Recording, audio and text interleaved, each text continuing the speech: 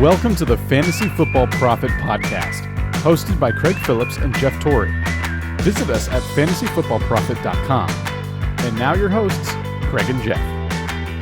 Welcome everyone to the Fantasy Football Profit Podcast. I'm Craig Phillips, normally joined by Jeff Torrey. Jeff's on vacation for this week, so he got a solo show. He just got me here today as we talk about the Week 4 waiver wire pickups. We got some, a couple good ones this week, I guess, and one really good one that can hopefully help you win some games here as maybe you got to a bad start, you need some players. Maybe you wasted all your money on Elijah Mitchell like me. Didn't work out. You need some more. So here we go. Some of the top guys for this week. I think the number one this week is a pretty clear number one. It's not even close, really.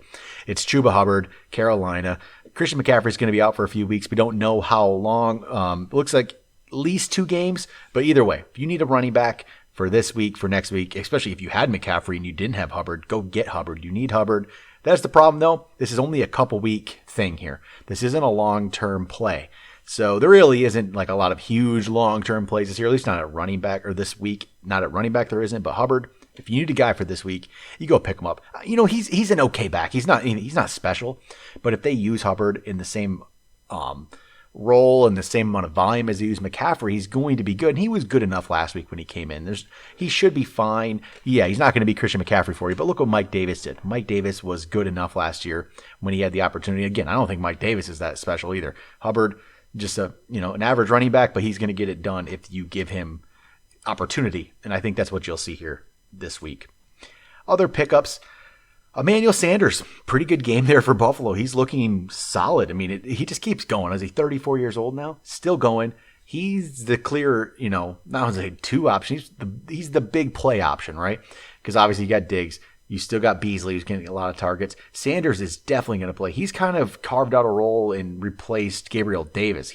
Gabriel Davis has taken a back seat because of Emmanuel Sanders, and he definitely could be worth a pickup because of that. Again, don't go too crazy. I would hope Sanders is going to be borderline. He's like a wide receiver 3-ish if you're, best case. But he's put together a good week. Solid pickup. Go after Sanders if you need the wide receiver help. Another one would be Tim Patrick. He's involved. KJ Hamler's now out as well for Denver, along with Judy. Judy's going to be out at least a few more weeks. So Judy's out. Hamler's out. Tim Patrick and Cortland Sutton are the guys there. Tim Patrick's looking good. Sutton definitely had a down week last week. He'll probably bounce back, but Patrick's going to be involved on a team that's playing pretty well right now. So Tim Patrick should be a solid pickup for you this week. Other players, if they're out there, let's see here. How about we go Jacoby Myers? I would still go after Jacoby Myers if he's out there available. He's been solid enough where if you need a player to go after, Jacoby Myers can get you that. If you need a running back, this is going to depend on Josh Jacobs' health, but it sure looks like Peyton Barber is ahead of Kenyon Drake at this point. It doesn't seem to be close, honestly. So Kenyon Drake, he's not the guy. So Peyton Barber, I was surprised how much work he got. So if he's available, you need a running back and you can't get Hubbard for this week, Peyton Barber is going to be another option for you. A little further down, obviously, than Hubbard, but there isn't. If you're looking for running backs, this is about it. These are the only 2 guys you could probably put in and play next week. This is, again, if Jacobs is out. Some wide receivers out there. Hunter Renfro's been pretty solid actually for the Raiders. He, if you're a little deeper, you need a guy to come in and be like your third just for the week. Hunter Renfro, not a bad option. If you stick with the Raiders here, Bryan Edwards, honestly, Bryan Edwards he seems to disappear during the beginning of these games. At the end, he's been a go-to for Derek Carr, and I'm just hoping that can start becoming, more than just the end of the game. Edwards looks good when he gets that opportunity there. It's just not been consistent enough. We'll see. Can they keep bringing him, getting the ball earlier, see what he can do? And I would really love to see that. He looks good in those times he does get the ball there. Quarterback-wise, Sam Darnold has been solid. That's probably the best quarterback pickup for the week, I would say. He's been good. The Panthers have been pretty solid. Just keep on going. And this week, the Panthers are going to be playing against the Cowboys, whose defense has looked better against Eagles, but you're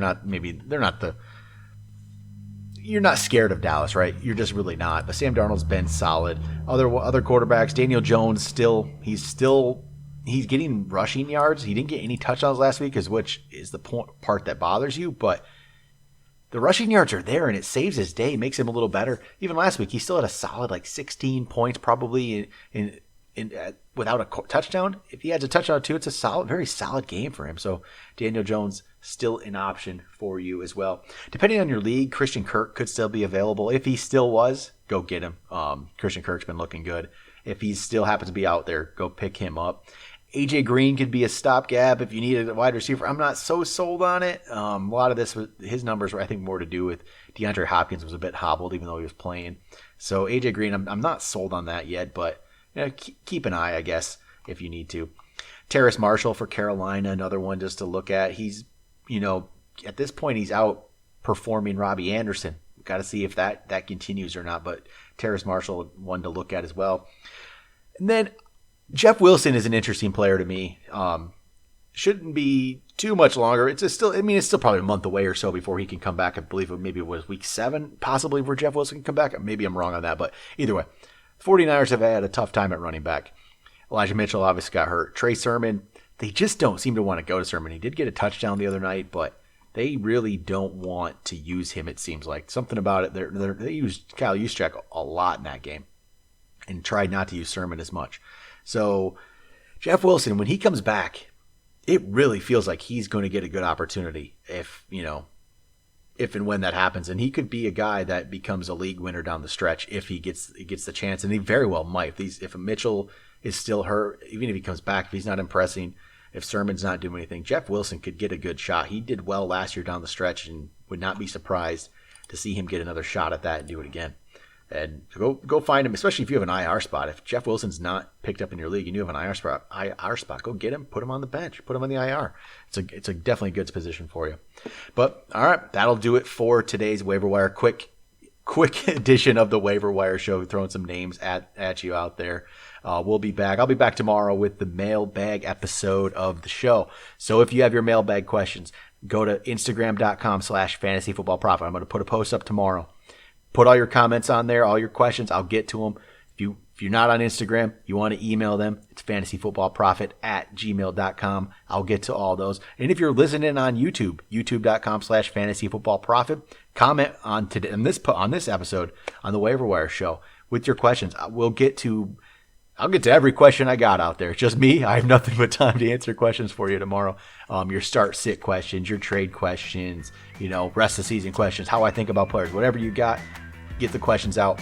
I'll definitely answer everything for you guys. But that's going to do it for today's edition of the podcast. I'll talk to you guys tomorrow.